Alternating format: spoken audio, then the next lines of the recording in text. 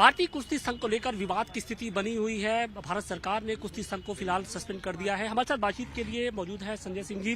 संजय जी, जिस तरीके से निलंबन हुआ है, क्या इस सरकार के इस फैसले को आप ऊपरी मतलब जो सुप्रीम कोर्ट है वहां पर चैलेंज करेंगे?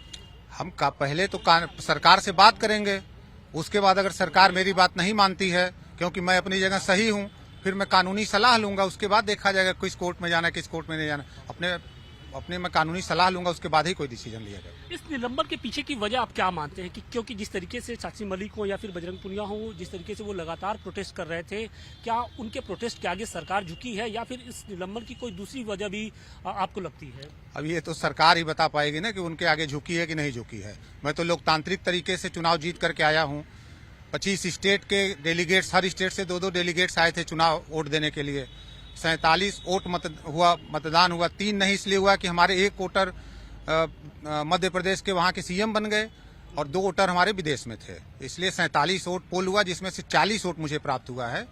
और पूरे देश के हमारे पूरे फेडरेशन, स्टेट फेडरेशन ने हमारे ऊपर जो विश्वास जताया है, उस विश्वास को लेकर के मैं आगे चलूंगा और पहलवानों का कोई नुकसान नहीं होने दूंगा, चाहे इसके लिए मुझे कुछ भी करना पड़े, किसी हद तक जाना पड़े।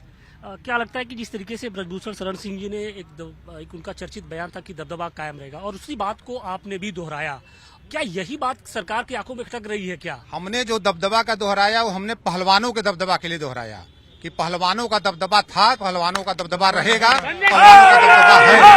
पहलवानों के लिए जो हमारे जूनियर से लेके सेकंड लाइन, थर्ड लाइन वाले जो मेरे पहलवान, मैंने उनके दबदबा के लिए कहा है, न कि मैं और किसी दबदबा के लिए कहा हूँ। लेकिन विरोधी उस चीज को लगातार हाइप दे रहे हैं कि देखिए ये यहाँ पर तो दबदबे की बात हो रही है। पहलवानों का दबदबा था।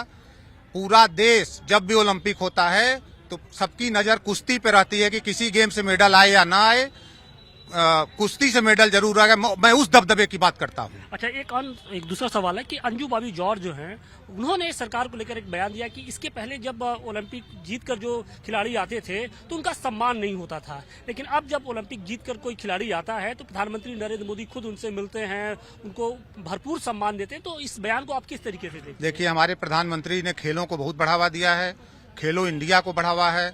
उन्होंने खेल और खिलाड़ियों के प्रति बहुत कुछ करते हैं। दिन रात वो खिलाड़ी को बढ़ा रहे हैं, जो इसके लिए मैं प्रधानमंत्री जी को बधाई देता हूं। आप फेडरेशन से भी जुड़े रहे हैं। 2014 के पहले की स्थिति क्या थी, खासतौर से कुश्ती के अलावा जो अन्य जो खेल थे?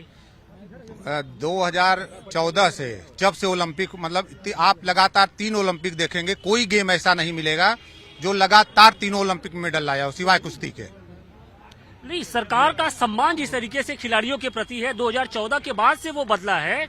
2014 के पहले क्या अगर सरकार का उसके पहले का सम्मान रहा होता तो तब भी मेडल आया होता।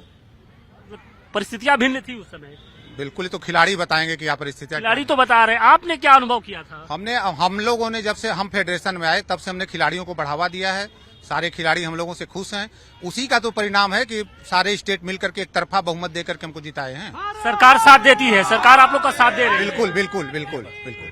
ये थे संजय सिंह जी, जिनका साफ तौर पे कहना था कि हालात जरूर बदले हैं, लेकिन बदले हालात के बीच में भी जिस तरीके से भारतीय कुश्ती संघ को निलंबित किया गया, इस फैसले को वो सुप्रीम कोर्ट में चैलेंज करने के लिए कानूनी जो सलाहकार है, जो कानूनी सलाह है, वो ले रहे हैं। अब देखना यह है कि इस निलंबन के खिलाफ वो किस तरीके से आगे की रणनीति तय करते हैं। वाराणसी से अधिकेश के साथ आशुतोष सिंह, टाइम्स नाउ नव भारत।